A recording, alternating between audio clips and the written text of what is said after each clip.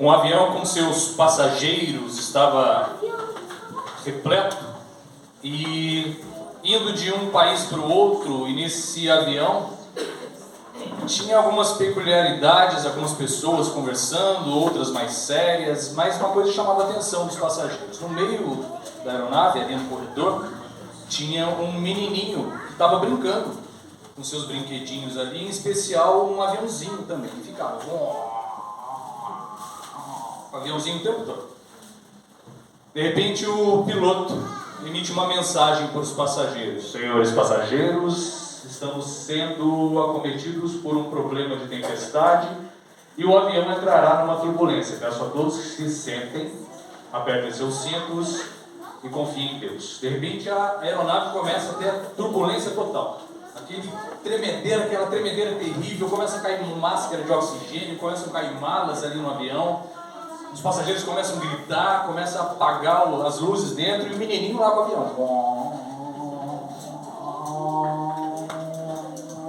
E todo mundo apavorado ali dentro. De repente uma senhora olha para o menininho e fala: menininho, o avião está quase caindo, você não está com medo? Não, porque meu pai é o piloto. Vamos orar. Querido Santo e poderoso Deus, nesse momento pedimos, Pai, a Tua permissão para entrarmos em espírito diante da Tua presença em Teu santuário e nos prostrarmos aos Teus pés para aprendermos um pouco mais sobre a Tua palavra. Que nós possamos, Pai, verdadeiramente sair daqui hoje edificados e transformados em prol do Teu reino. Que nós possamos ser pessoas que agradam o Teu coração. Amém. Pedimos a Ti a Tua presença em nós, em nome de Jesus. Amém. Queridos irmãos, abra a Tua Bíblia no livro de Mateus, capítulo 19. Enquanto os irmãos vão abrindo a Bíblia em Mateus 19, eu quero saber se tem algum visitante aqui na igreja hoje, para nós cumprimentarmos. Tem algum visitante? Nenhum? Nenhum ou não? Quem é isso? Ô, irmão. O Danilo, tem mais lá no fundo também? Quem mais? Qual o nome? Gabriel? Mais, né? Tem mais? Tem mais alguém? Aqui o irmão? Irmão ou irmã? José. Qual? José. Tá. Gente, eu desenvolvi uma técnica fofa de cumprimento dos visitantes lá no interior de São Paulo, que eu preguei agora na Semana Santa, vocês lembram? Lá em Cachoeira Paulista. Nós vamos cumprimentar os irmãos assim, para ficar bem fofo, para eles voltarem todas as vezes que na verdade não são mais visitantes, são irmãos. A gente vai falar para eles assim, ó: sejam bem-vindos em nome de Jesus. Tá bom? Todo mundo vai fazer para eles. 3, 2, 1, vai. 3, 2, 1. Sejam bem-vindos em nome de Jesus. Sejam bem-vindos. Que Deus abençoe demais a vida de vocês. Irmãos, Mateus 19, a partir do verso 14. Vamos lá.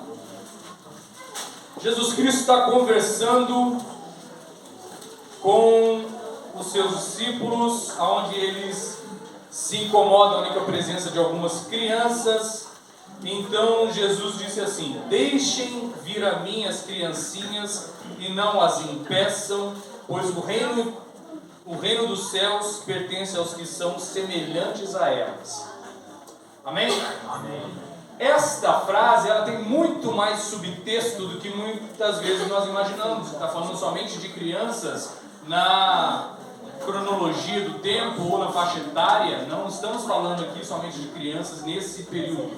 O tema da nossa mensagem de hoje é Filhinhos de Deus. Eu quero fazer com que os irmãos entendam e remetam na vida de vocês um período que foi um período que sempre foi muito próximo de Deus, que é o período da nossa infância. E com o passar do tempo, eu acredito que a corrosão das coisas, que são características dos demônios e das coisas más que a gente tem na vida, fazem com que nós percamos também a nossa vontade de sermos crianças. E eu não estou falando de ser criança, é claro, que perdemos as nossas responsabilidades, mas nós temos uma mente de criança para uma série de problemas que nós passamos nas nossas vidas.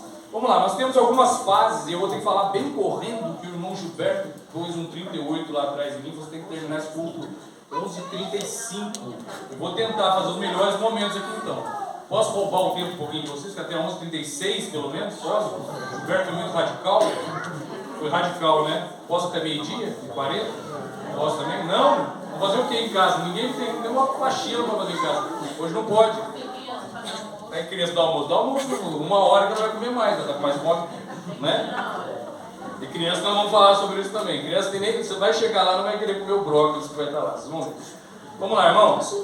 Quando nós temos fases, nós temos 5 fases. Eu vou tentar ser bem objetivo aqui, porque a irmã já ficou revoltada também. Nós temos a fase da pureza, nós temos a fase do homem do pecado, nós temos a fase da religião, nós temos a fase dos ataques espirituais e a fase da conversão.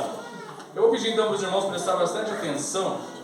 Na fase da pureza, nós temos uma característica como criança: nós perdoamos com sinceridade muito mais fácil do que como adultos, percebe? Se você dá uma bronca numa criança, ou faz, ou bate, ou acontece alguma coisa mais severa com uma criança, ela consequentemente te perdoa depois. É muito difícil uma criança deixar o perdão. Eu vou contar uma história muito rápida. Uma vez que eu não era dessa igreja, eu era de uma outra igreja, e a gente estava fazendo um encontro de homens com Deus, e ali nesse encontro um rapaz confessou que ele tinha um filhinho de 5 anos de idade, e ele se irritava com aquele menininho e ele dava chinelada na cara do menininho. Assim que ele dava aquela chinelada, o menininho abraçava a perna dele e pedia perdão para o pai. É claro que o remorso que fica numa pessoa que comete uma atrocidade dessa, acho que é tenebroso.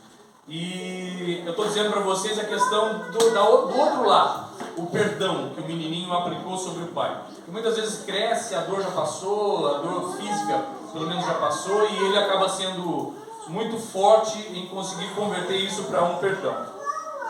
Nós acreditamos também nos superpoderes dos pais. Não é isso? A gente olha para o pai. A Manuela, minha filha fofa e querida que está aqui, ela acreditava que eu jogava muito melhor que o Neymar. Passou, cresceu, hoje ela vê jogando igual o Romário, não igual o Neymar, né? Mas ela acreditava que eu jogava uma bola, também jogava eu e ela, e fazia 10-0 nela. Ela achava, meu pai é tudo, meu papai, né, filha? Ela me chama, ela está proibida de me chamar de pai, é papai. Então, nós acreditamos nos superpoderes. E quando a gente cresce, nós temos um pai que nós abandonamos, muitas vezes, e começamos a ser corrompidos, porque Satanás quer que a gente se corrompa. E a gente perde a fé no superpoder daquele pai, que verdadeiramente aquele é poderoso. Muito mais do que eu, do que Neymar, do que qualquer pessoa. Ele é muito poderoso. E nós começamos a perder a fé naquele pai. Nós somos submissos mesmos, sem a nossa vontade. A gente é criança e fala, vai lá fazer. A criança, mesmo sem vontade, vai lá e acaba fazendo. E a gente tem obediências, tem tratativas com Deus, e Ele nos manda fazer coisas e a gente acaba se desviando também. Só estou dizendo das pessoas que estão, infelizmente, muitas vezes inclinadas a sair do foco, que é estar com Deus, né? Nos orgulhamos em falar dos nossos pais.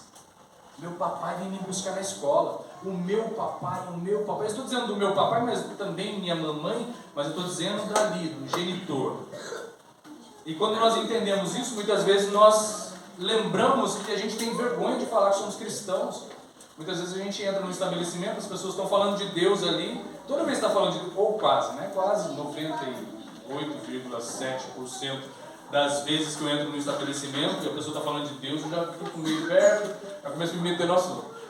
E muitas vezes é um papo legal, um papo descontraído, agradável e tal, e a gente vai, porque o intuito, principalmente de quem tem esse conceito adventista, que eu sou há 3 anos e meio, eu com a Manu somos há 3 anos e meio, eu me apaixonei perdidamente pelo ensino que tem aqui, sei que tem falhas, hoje a gente estava falando sobre isso no grupo do WhatsApp, temos falhas, isso é previsto por Jesus, né? Isso ninguém é tolo para não saber disso, mas nós temos uma igreja que ela não falhou, o ensino não é falho, o fundamento é perfeito, o fundamento é sensacional e tem base, e eu vou mostrar para vocês qual foi a primeira igreja que Deus instituiu no mundo para que ela fosse verdadeiramente uma igreja para combater o pecado. Nós também jamais queremos nos distanciar dos nossos pais. Quando a gente é criancinha, a gente quer ficar perto do pai e da mãe. Eu lembro que uma vez eu estava na escola, minha mãe saiu, me deixou na escola, eu estava no prezinho, eu tinha 6 anos de idade. Eu entrei tarde, né, no prezinho, mas eu tinha 6 anos, e a minha mãe saiu pelo portão da escola, me deu aquele vazio no coração terrível. Aí eu vi a coordenadora, não estava olhando, fugi, passei pelo portão. A pessoa do portão também não me deixou passar, minha mãe estava na praça, logo assim, em frente à escola. Aí eu fui chorando da minha mãe, eu falei, vai Lucas, vamos embora, vamos comigo. E me levou embora para casa, fiquei tão feliz, eu tomei uma mamadeira enorme de Todd, assistindo Snoopy. Foi minha tarde maravilhosa, e minha mamãe me acolheu novamente. E a gente se afasta de Deus, isso não deve acontecer, isso na nossa infância de hoje, ainda que a gente tenha 200 anos de idade, a gente tem que ter esse relacionamento com Deus.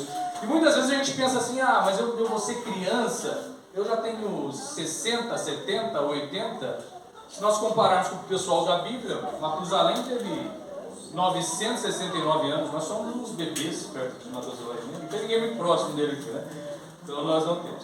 Nós queremos ser um com os nossos pais, a gente quer ser um com eles, assim como nós devemos ser hoje em dia, e acreditamos em tudo que ele disse.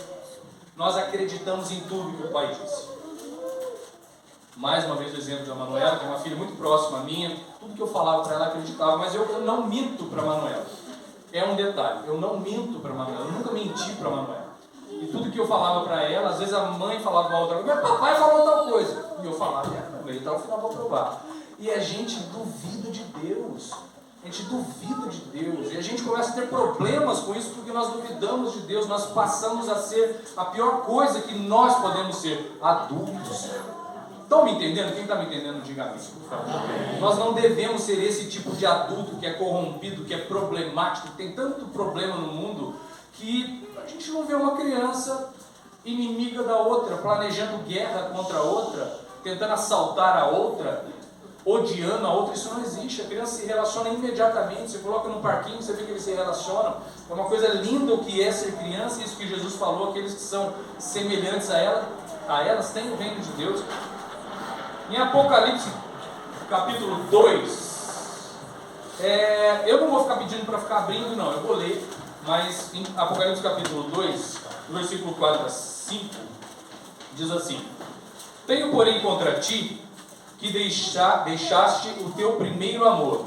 Lembra-te, pois, de onde caíste, e arrepende-te, e pratica as primeiras obras, quando não, brevemente a ti virei e tirarei do seu lugar o teu castiçal, se não te arrependeres. A gente deixa o nosso primeiro amor. Aí já passa a ser um reflexo contrário, já um reflexo natural.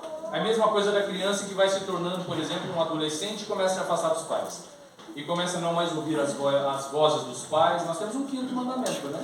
Que inclusive instrui a nós darmos o valor ao pai, à mãe, que orienta. Então nós começamos a ver que aquilo lá verdadeiramente começa a fazer com que a gente não seja mais próximo do pai natural. E as consequências são várias consequências. Quantas pessoas não veem aqui aqueles vídeos lá que a mãe pega o filho traficando, a polícia está prendendo, ela vai lá, enfia borracha no filho também, dá tapa, bate. Ela não está batendo porque ela não gosta ou porque ela ama? Só para entender, porque ama. Então é a mesma coisa. A Bíblia fala também, né? Deus corrige aquele que ama e açoita aquele que tem por filho. Então nós vemos isso. Segunda fase, a fase do homem do pecado. Nos tornamos então independentes. Fazendo, claro, sempre um paralelismo aqui com a pessoa humana, natural e com o espiritual. Nós nos tornamos independentes. Eu não quero mais, sou autossuficiente. Nós somos então seduzidos pelo mundo. Se nós fizermos uma alusão aqui, quando Moisés estava lá no monte que ele chegou, acabou a travessia, Jesus mostra para ele toda a terra que ele deixou de receber. Claro que nós sabemos que Moisés teve além do que isso, né? Mas ele não deu. Então você vai perder tudo isso aqui. Diferente de Satanás falando lá no pináculo com Jesus Cristo. Ele falou assim: você se prostrará a mim, tudo isso aqui você tem. Então, quando nós percebemos isso, nós temos uma coisa bem terrível que acontece, né? Quando o povo hebreu estava lá em escravidão, no tempo do Egito, o novo faraó, que não conhecia José, ele escravizava aquele povo e viu que o povo acabava o período de trabalho deles, vamos falar assim, acabava o período de trabalho deles, ele via que o povo começava a orar a Deus, começava a louvar a Deus. O que ele passou a fazer? Ele falou: bom, eles estão orando a Deus, isso está me incomodando. então vamos aumentar a carga de trabalho deles. Aí começou a aumentar muito mais a carga de trabalho deles, para eles não terem nem tempo para pensar em Deus. Tiro que está ganhando, não se mexe. Hoje em dia, Satanás não vai colocar ninguém para puxar a pedra, para fazer pirâmide, não vai fazer nada disso. Mas ele vai colocar nas nossas mãos sim, TikTok, Facebook, Instagram, redes sociais diversas, televisões, papos fúteis, sites pornográficos, vai colocar um monte de coisas nas nossas vidas para a gente nos afastar de Deus e termos outras coisas na nossa mente, porque a nossa mente é ocupada demais com todas as coisas que não nos aproximam de Deus. Quantas vezes a gente está em casa, e eu costumo brincar quando eu venho pregar, como foi no caso da Semana Santa, que a gente prega a semana toda, todos os dias, era segunda ou terça ou quarta, eu chegava e desejava um feliz sábado. Porque nós temos um comportamento no sábado, aí chega, deu o pôr do sol de hoje, parece que veio uma entidade em nós, e fala, agora eu posso brincar, agora eu posso fazer de tudo, e a gente começa a ficar muito louco, a gente começa a fazer coisas no semáforo ali, se está no sábado, o cara estava fechado, dá até uma esbarrada no carro, irmão, não tem problema, é com Deus, é com Deus, é com Deus, mas se é na segunda-feira, pronto, o cara sai do carro, quer dar voadora, é terrível. Eu imagino no Gilberto, que falou para mim com uma arma no pescoço ali, 35, eu estou olhando para cá para ele com medo. Me deram até 48, viu? Vamos lá, gente. Então, o time que está ganhando não se mexe verdadeiramente. As consequências que nós temos, então, é a perda, né, da nossa capacidade de nos examinar. A gente começa a não fazer mais questão das coisas de Deus, a gente não tem por quê fazer, sendo que o mundo é legal, o mundo é atraente, pecar é gostoso, pecar, tudo isso é bom, é gostoso, são chamados aqui na Bíblia de prazeres da carne, prazer ruim, não é? Mas nós começamos a nos afastar demais, só que nós temos prazeres com Deus, e nós muitas vezes deixamos o modelo que é o modelo bíblico, que sempre deu certo, para irmos para um modelo que nunca deu certo, que sempre vai dar problema no final. Então nós afastamos as coisas de Deus das nossas vidas, então nós deixamos então a nossa vontade, a nossa missão e o interesse pelas coisas. Nós temos então também a perda da consciência na salvação, e nós não temos salvação sem Jesus, nós não temos. Se nós não tivermos uma vida com Jesus, nós não teremos a salvação, nós vamos perder a salvação. E não tem essa, que foi até propagado na igreja, de modo geral, seja adventista ou não, é uma frase muito arriscada, uma vez salvo, salvo para sempre. Quem acredita nisso está fadado aí a ter um grave problema no futuro, viu?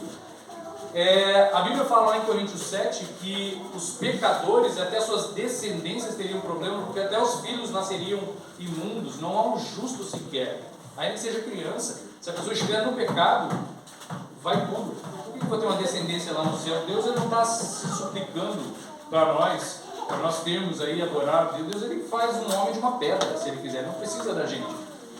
Mas nós temos que ter essa consciência, nós virmos para cultos realmente adorar a Deus. E em Deuteronômio 5,17 fala assim: se nós, ainda que nós não soubermos sobre a lei, nós somos considerados culpados dela. Vou dar um exemplo rápido, eu vou lá no Japão, por exemplo. Vamos falar que lá no Japão, no semáforo, o verde é para eu parar. É diferente aqui do Brasil. Estou falando hipoteticamente. O verde é para eu parar. E eu vou para o Japão, pego um carro, alugo um carro lá e vou dirigir. Aí no verde eu passo e mato uma pessoa. Eu vou ser condenado ou não? Sim. É a mesma coisa aqui na Bíblia. Se eu não sei, se eu não tenho discernimento das coisas de Deus, eu vou ter esse problema. Terceira fase, a fase da religião. Quando existiu aquela frase, existe, né? Conhecereis a verdade vos libertará. Ela nos liberta do quê? Não. Outro engano também que a igreja tem muito. Aí, quando a gente pensa na frase, conhecereis a verdade vos libertará, ela não nos liberta do pecado. Nós continuamos pecadores, quando nós não conhecemos a verdade. O que acontece de diferente, muitas vezes, até eu estava conversando com uma irmã essa semana, quando nós estamos lá no tanque batismal, nós fomos batizados. E aí, quando a gente sai do tanque batismal, a velha criatura, ela não morre. Ela sai dali pingando junto com a gente. Ela sai pingando. E ela continua em nós. O que acontece de diferente é que eu passo a ter um aditivo na minha mente, que eu sei o que é certo e o que é errado diante de Deus, porque eu tive um estudo. Então essa história de que eu vou parar de pecar, não existe. Eu peco todos os dias. Então o que acontece nesse aditivo é assim, tem uma caneta aqui, bonita inclusive, não sei de quem é, mas ninguém está vendo. Aí eu discretamente, ninguém viu que estava aqui, eu enfio no meu bolso, roubei essa caneta. O que acontece depois que eu me torno cristão? Eu sei que se eu pegar essa caneta, eu estou transgredindo ali o 6º mandamento. Eu não posso roubar, porque eu vou desagradar, não é às vezes o dono da caneta que faz questão, mas eu vou desagradar a Deus. Uma vez eu fui no supermercado, de novo com a Manu, na época da pandemia, de máscara, e a máscara ficava embaçando o óculos.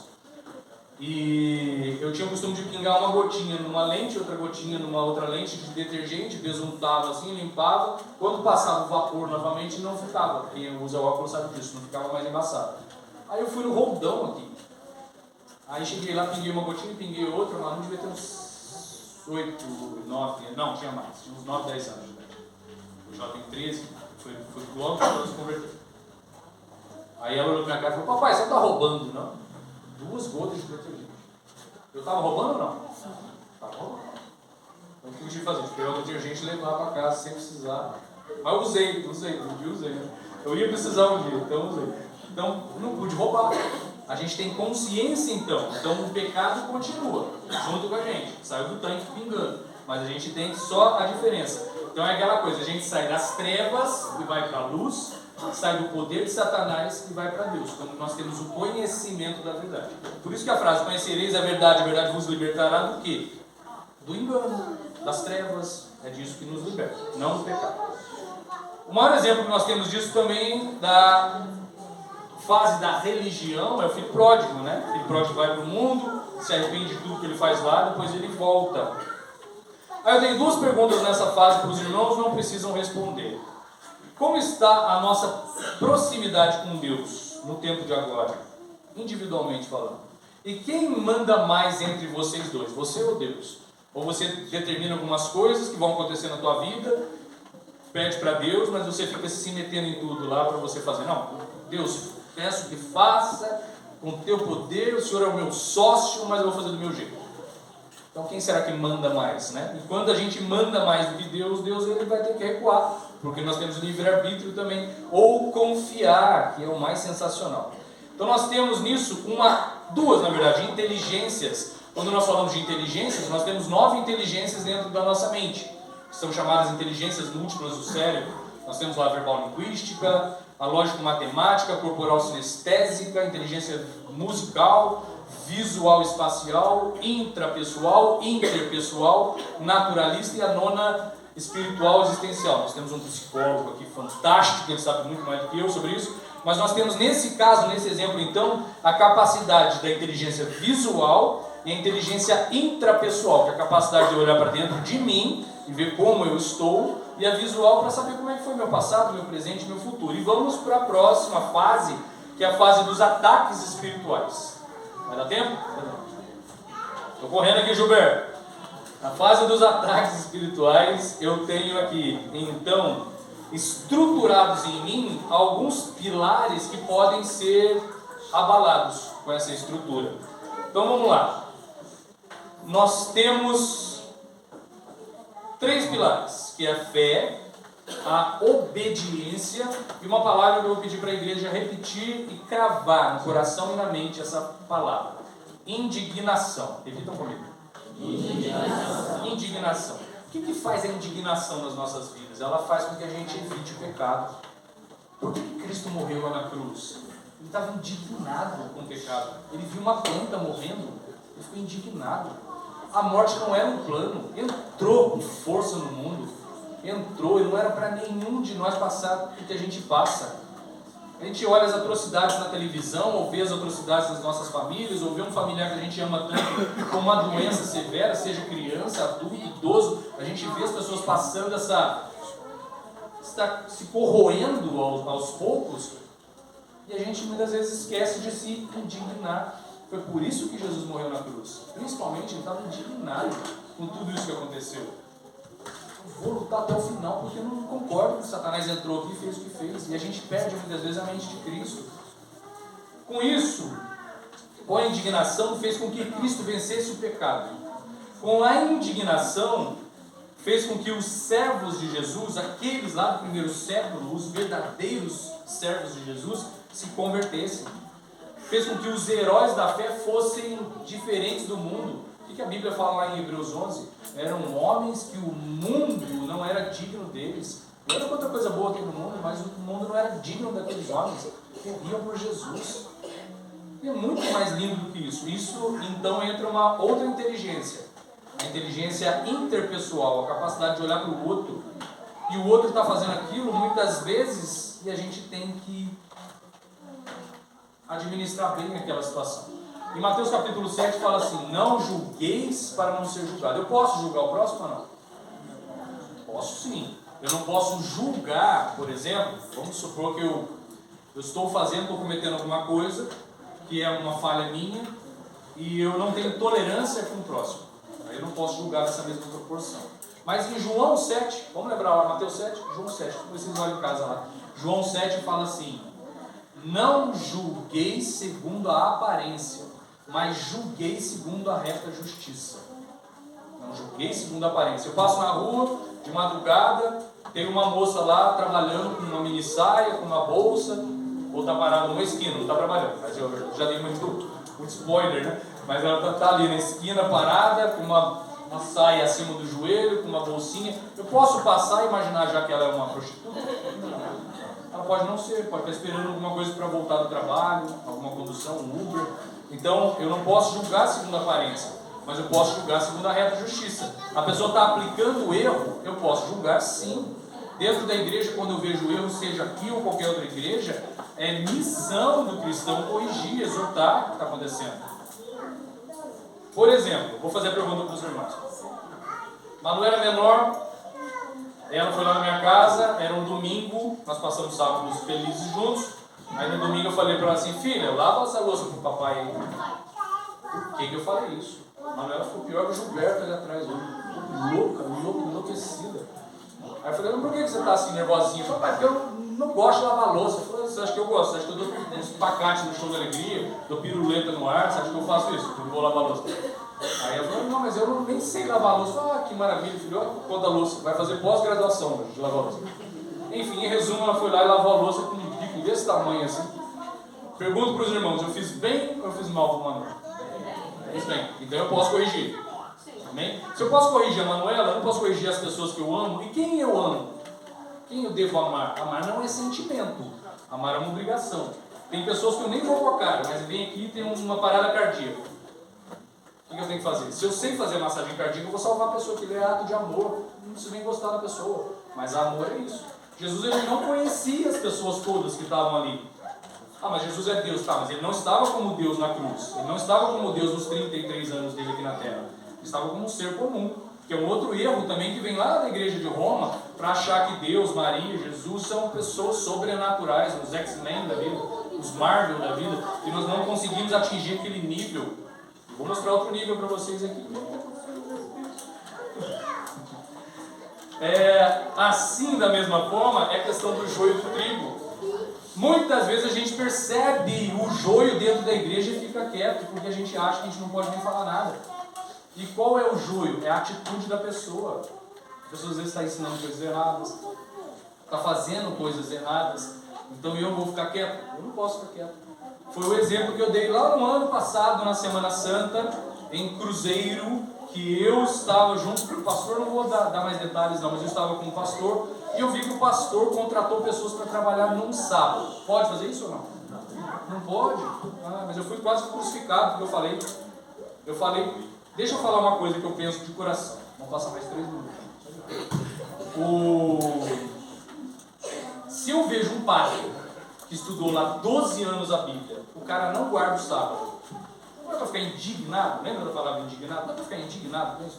Se eu vejo um assembleano que manja pra caramba de Bíblia, é gostoso assistir o culto dos caras, é reavivado, e o cara não sabe do sábado, está escrito, tem cabimento. Um testemunho de Jeová, eu tive conversa com 2 testemunhas de Jeová semana passada, lá na porta, semana atrasada, na porta da minha casa, pediram para falar comigo.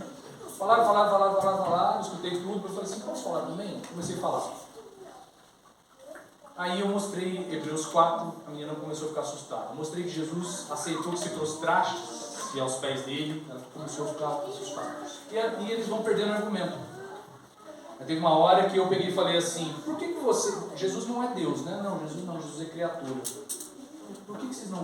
Passou, mais um pouco falei, mais um pouco, a gente tem que ser estratégico nas falas, né? Eu peguei e falei assim, por que vocês não guardam o sábado? Porque Jesus quebrou. Estou resumindo.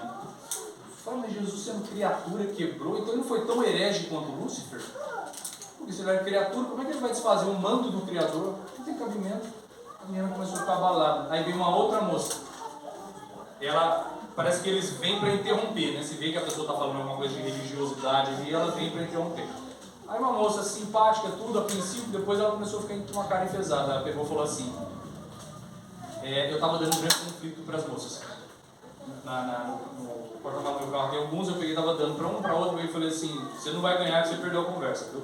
Aí eu brinquei lá, eu falei, eu estou brincando, você quer um livro? Aí ela foi extremamente arrogante, como muito dos testemunhos de Jeová são. Ela falou assim para mim, espero que nós não sejamos, né?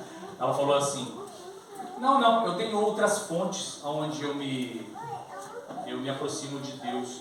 Eu falei assim, que bom, mas eu acho que o saber não ocupa espaço, né? Aí ela falou para mim assim, eu sou professora e opto em poder fazer a instrução para a minha vida do que eu mais gosto. Ela falou, professora, mas eu opto, que opto não existe. Eu falei assim, professora, mas eu opto em escutar as pessoas e da mesma forma ser gentil e passar o que eu sinto também. E a pessoa saber um pouco mais sobre o outro também, assim como vocês veem na porta da casa das pessoas falar sobre o que vocês pensam, é questão de humildade, né? Não tem problema, cada um tem a humildade que tem. Bom domingo. Acabou, eu não vou ficar discutindo. A Bíblia fala que eu nem discuti, mas eu também, ela saiu dali com esse óbito na cabeça, o resto da vida dela, como professora, ela vai saber que não existe. Então, questão do joio e do trigo. Aquela passagem muito fantástica que Jesus, essa aqui eu quero que os irmãos prestem atenção. Nem que ela passe uns 2 minutinhos, mas eu quero que os irmãos prestem atenção no poder de Satanás nas nossas vidas. Olha isso aqui. Abre a tua Bíblia lá em Mateus 16, só volta 3 capítulos para trás. A partir do verso 13, eu vou começar lendo aqui enquanto os irmãos acham. E chegando Jesus às partes de Cesareia de Filipe, interrogou os seus discípulos, dizendo: quem dizem os homens ser o Filho do Homem? Versículo 14. E eles disseram, uns João Batista, outros Elias, outros Jeremias, ou um dos profetas. Aí Jesus perguntou assim, e vocês, quem dizem que sou? Aí Pedrão, o destaque, falou assim, tu és o Filho do Deus vivo. Eu falei, muito bem, quem revelou isso para você foi o Espírito Santo de Deus. Presta atenção, vou fazer uma pergunta, presta atenção. Quem revelou isso para Pedro? Quem estava ali com Pedro, revelando para Pedro? Quem? O Espírito Santo, ok. Quem tem rádio no caso ou no carro? Quando a gente vai mexer em sintonia da rádio, não vai mudando a estação, vai dando interferência muitas vezes. Presta atenção como aconteceu isso com Pedro ali. Olha que louco. E Jesus respondendo disse, bem-aventurado és tu, Simão Barjonas, porque não foi a carne nem sangue que revelou, mas o Pai que está nos céus, através do Espírito Santo. O Espírito Santo ali falou para Pedro, pois também eu digo que tu és Pedro, e nesta pedra edificarei minha igreja. Isso aqui a gente tem que entender um pouquinho mais para frente ali. Passando mais um pouco, ele fala assim, que ele precisava ser morto, ressuscitado no terceiro dia. Pedro chama ele num canto, diz a Bíblia aqui, e fala assim, não vai acontecer isso com você, nem que eu morra por você, Jesus, não vai acontecer. Ele fala o que para Pedro? Se aparta de mim, Satanás. Gente, foram 4 versículos para baixo.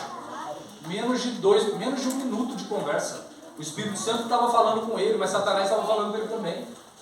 Percebe que nas nossas vidas, muitas vezes a gente está ouvindo a voz do Espírito Santo, mas Satanás vem também e a gente acaba ouvindo o pior. Percebe isso? A gente perde a confiança em Deus, a gente perde a nossa infantilidade de confiar no Pai. Essa maravilhosa infantilidade de confiar no Pai. Então a gente começa a ouvir a voz de Satanás. É a mesma coisa quando eu perco completamente o meu ato de fé. Eu começo a me afastar de Deus por conta dos medos que eu tenho. Então Deus ele passa a não ter mais tanto valor para mim, e Satanás começa a me dar. É a mesma coisa assim, aqui os irmãos sabem que eu trabalho com teatro. Eu já trabalhei com stand-up, trabalhei com uma série de coisas assim. Então vamos supor que aqui eu venho e conto a melhor piada que vocês ouviram na vida de vocês. Aí todo mundo ri, dá risada. Acabei de contar a piada, eu conto novamente a mesma piada. Os irmãos podem até rir, mas não tanto mais. Aí eu conto a terceira vez a mesma piada. Os irmãos não vão querer rir.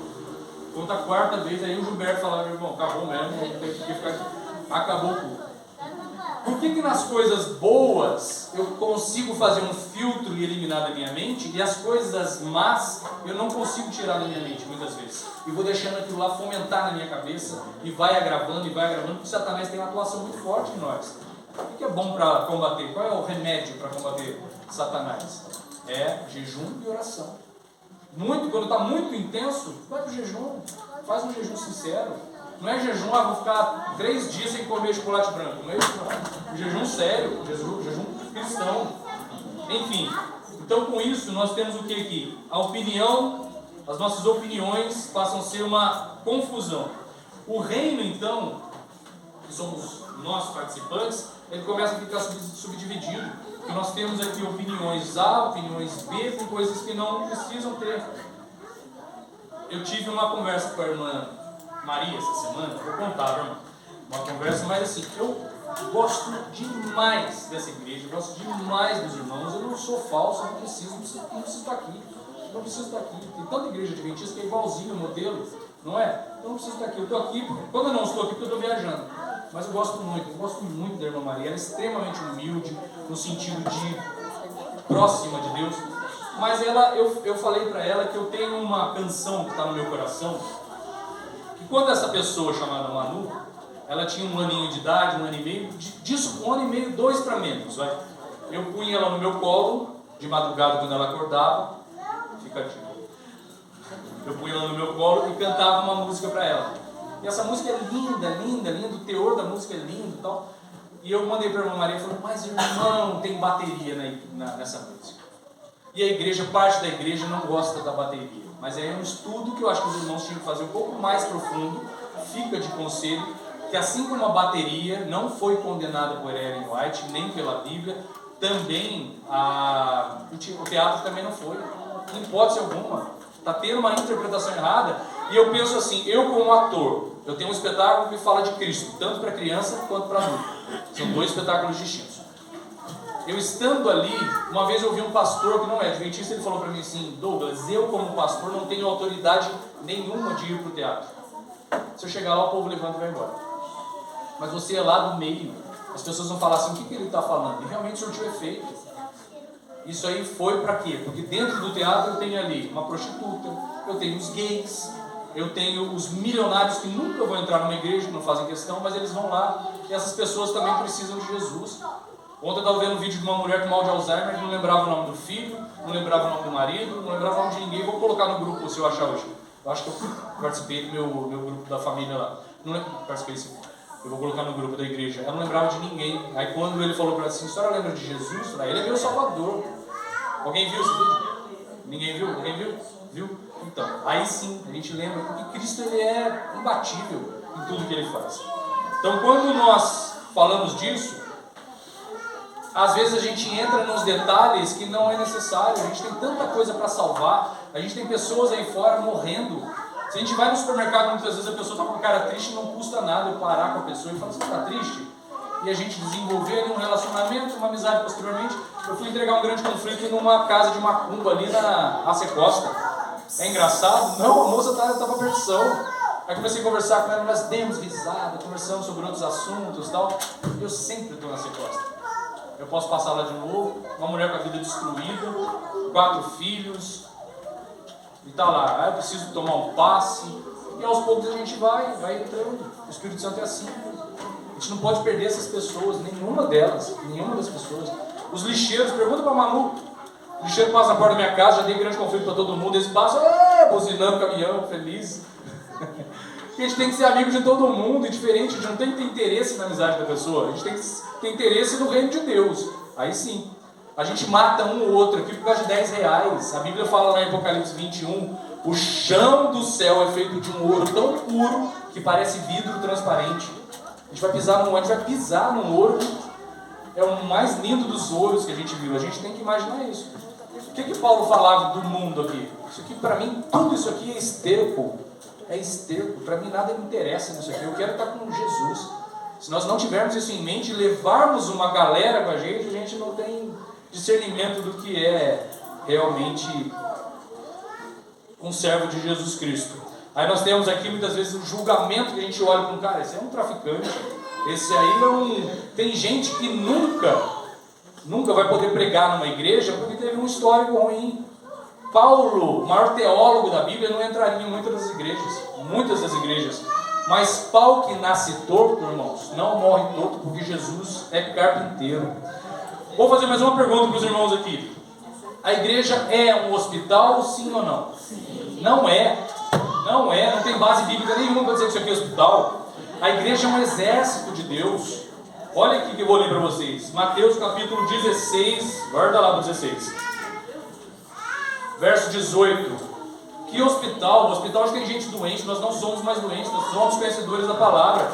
Pois também eu te digo que tu és Pedro, e sobre esta pedra edificarei minha igreja. Está falando dele, próprio Jesus. E as portas do inferno não prevalecerão contra ela. Presta atenção agora, irmã Rosinha. A porta da sua casa serve para atacar o bandido ou para se defender do bandido? Se defender? Alguma porta que serve para atacar? Então a porta do inferno serve para atacar a gente ou para se defender da gente? Se defender ou não? Só pensar. A porta do inferno está ali para se defender da gente. Nós somos o exército que invade. O que é o inferno? O inferno não é aquele diabinho com um chifrinho, com um rabinho, do desenho do pica-pau. Não é isso não. O inferno está aí fora. As pessoas estão perdendo a salvação, que não conhecem a verdade, elas continuam nas trevas. E nós somos a luz do mundo, o sal da terra. Quem está me entendendo? Nós não temos essa coisa, eu sou coitadinho para Deus, não. O que ele falou para o povo quando ele estava passando na frente do Mar Vermelho? Olha que loucura. Pensa bem, vamos pensar lá naquele cenário da época. Eu estou na frente do Mar Vermelho. Está vindo o exército todo armado dos egípcios para cima de mim.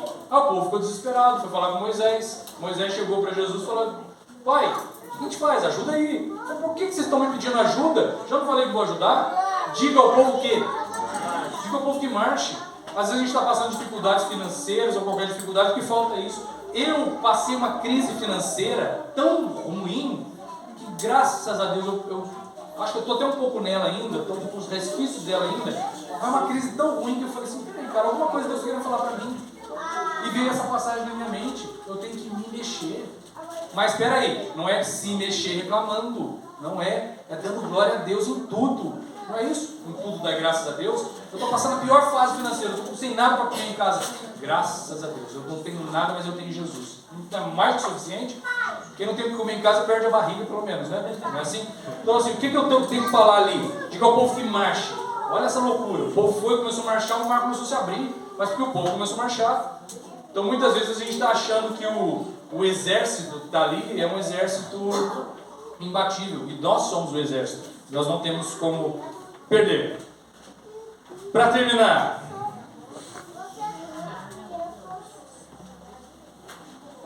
eu quero lembrar uma passagem que está em Lucas 22, 31, para os irmãos refletirem em casa depois. Refletirem mesmo em casa e na vida. Eu vou terminar. Tinha mais coisas para falar aqui, mas eu não vou poder falar.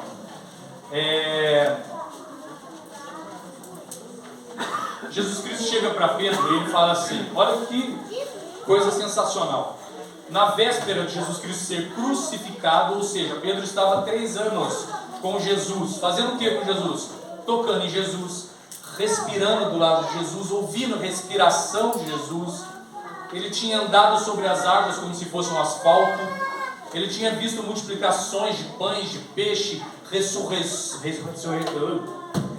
de mortos. Tinha visto o cego ver, aleijado andar, surdo ouvir, viu tudo. Mas ele não tinha, só um detalhe, vamos ler ali? Vamos ver lá? Jesus Cristo chega para Pedro e fala assim: Simão, Satanás pediu permissão para Deus para debulhar vocês como trigo, e Deus deu a permissão. Porém eu orei por você, Pedro, para que a sua fé não desfaleça, e quando você se converter, ajudar os seus irmãos. Pedro não era convertido ainda, ele não era. Jesus morreu, foi assunto aos céus. Depois disso Pedro ficou aqui, foi preso, foi açoitado, apanhou de todas as maneiras. O que Pedro fazia no momento que ele apanhava? A Bíblia relata, eles ficavam cantando, louvando a Deus. No pior momento, a gente fala de pior momento nosso, a gente não passou por isso. Teve dos heróis da fé, Isaías cerrado ao meio. Imagina um cara sendo cerrado assim, ao meio, a gritaria, ali não tinha anestesia não. Imagine isso. Mas ele morreu com Cristo, Paulo decapitado, enfim.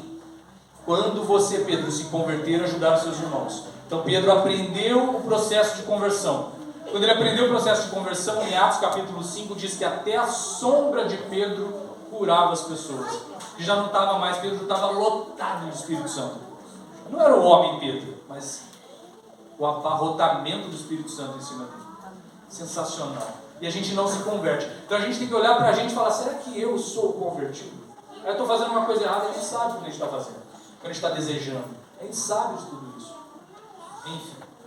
Para finalizar, nós temos aqui alguns heróis que eu gostaria de destacar. São 128, vou falar um por um. Brincadeira, irmãos. Mas nós temos aqui Davi, que era um homem segundo o coração de Deus. Nós temos José, que foi um homem que se indignou num ato de prostituição que a gente muitas vezes cai fácil com um olhar. Em Jó 31 fala assim: eu fiz um acordo com a minha mente para não cobiçar uma moça. Se não é minha esposa, eu não tenho que olhar. E eu tenho aqui, quem era o maior homem nascido de mulher aqui na terra? João Batista. João Batista, isso está escrito em Mateus 11:11.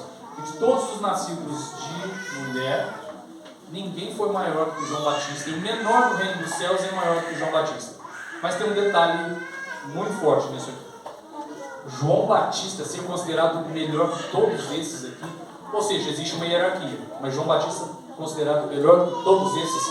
Eu imagino muitas vezes João lá no deserto, passando o que ele passou, rejeitando todas as coisas que para ele também eram esterco, e pegando o gafanhoto dele e fazendo exatamente assim. Muitas vezes ele não perdeu a infantilidade. Irmãos, eu vou pedir para que solte uma música, que é a música que tem bateria, pouquíssima coisa, mas é uma música que reflete a infantilidade que a Manu teve e continua tendo. É uma filha fantástica que, graças a Deus, está indo no caminho de Cristo. Passou, claro, por problemas de adolescência, aí nós conversamos, eu fui severo algumas vezes, ela não ficou só no lavar louça, mas ela ouve. Isso é... E tem uma louça domingo para você. Não, tô brincando, esse domingo eu vou ficar sozinho, vou devolver a Manu hoje. Com muita tristeza no coração. Solta para mim, irmão, por favor. Quem souber essa música, Pedro?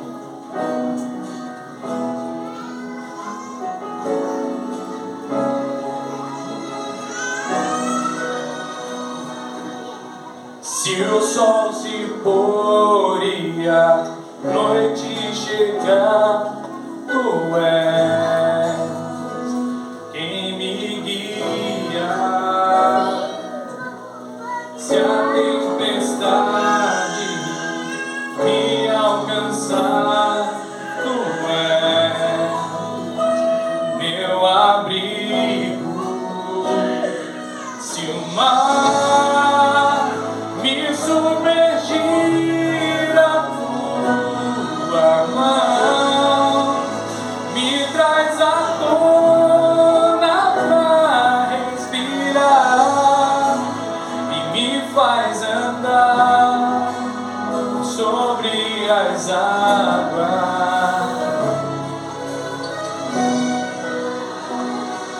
Tu és o Deus da minha salvação, és o meu dono, minha paixão, minha canção e o meu louvor. Quem souber canta? Vamos lá. Se o sol se pôr e a noite chegar, tu és quem me guia. Se a tempestade me alcançar, tu és meu abrigo. Se o mar me submergir, a tua mão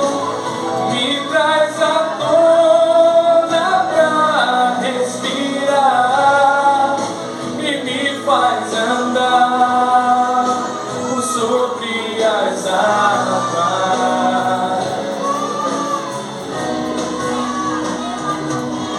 Tu és o Deus da minha salvação,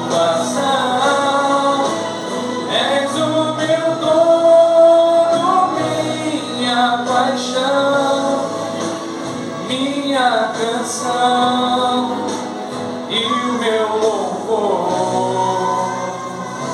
Querido Santo e poderoso Deus, nesse momento entrego o culto e peço que o Senhor esteja superabundando na vida dos irmãos, que o Senhor esteja verdadeiramente convencendo cada um dos pecados e para serem retirados das trevas e para que haja conversão verdadeira sobre todas as vidas, Pai. E que nós possamos ser representantes como sal e luz do mundo por onde passar. Te agradeço por tudo que o Senhor nos faz, em nome de Jesus. Amém.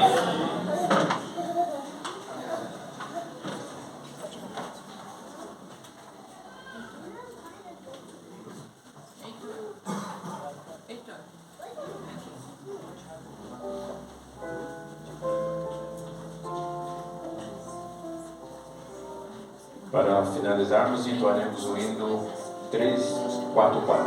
Vamos ver ali.